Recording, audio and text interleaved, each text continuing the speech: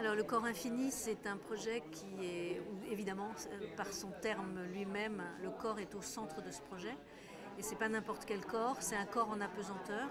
Ça veut dire cette idée de comment, ça part d'une expérience que moi j'ai, sur laquelle je travaille depuis très longtemps, mais qui est très difficile à transmettre, puisque sur Terre, il y a la gravité. Donc comment recréer un corps et un environnement qui soit en 3D, dans le sens mathématique du terme, c'est-à-dire où les trois dimensions sont équivalentes, c'est-à-dire la gravité ne l'emporte pas.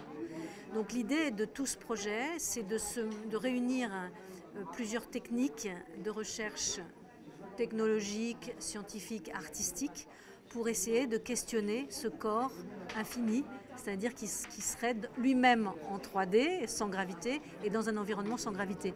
Donc c'est une rencontre entre la danse, le cirque, et l'image, le son et la réalité augmentée. Donc c'est tout un programme, quoi. On est parti pour 3 ans de projet. Et donc la recherche est organisée en 2 temps.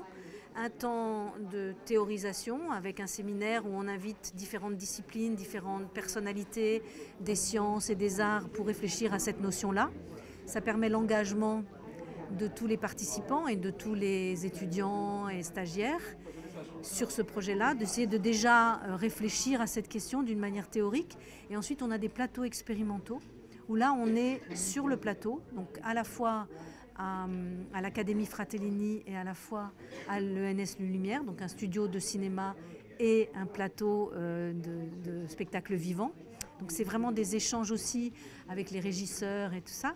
Et du coup, ces plateaux expérimentaux, il y a 3 semaines qui sont sur ce que j'appellerais la pédagogie, c'est-à-dire comment progressivement tous les partenaires vont évoluer sur cette question du corps et du corps en apesanteur, donc avec des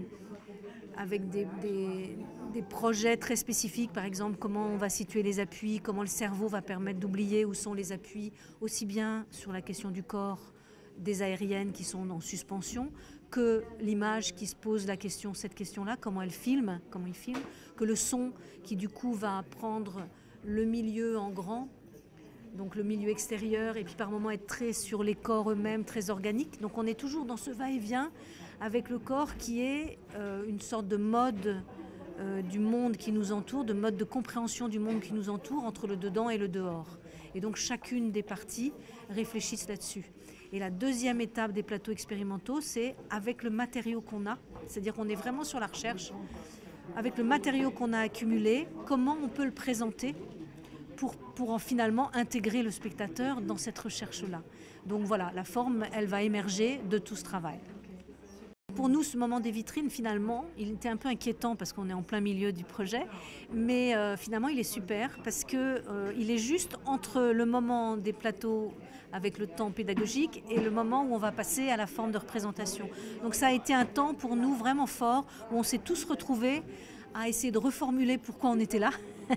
Donc ce que je viens de vous dire, donc vraiment le cœur de la recherche, et de se re-rencontrer là-dessus pour démarrer la prochaine étape. Donc c'est vraiment un moment très bien, et puis c'est un moment d'échange aussi avec tous les autres projets LABEX, donc c'est vraiment super en fait.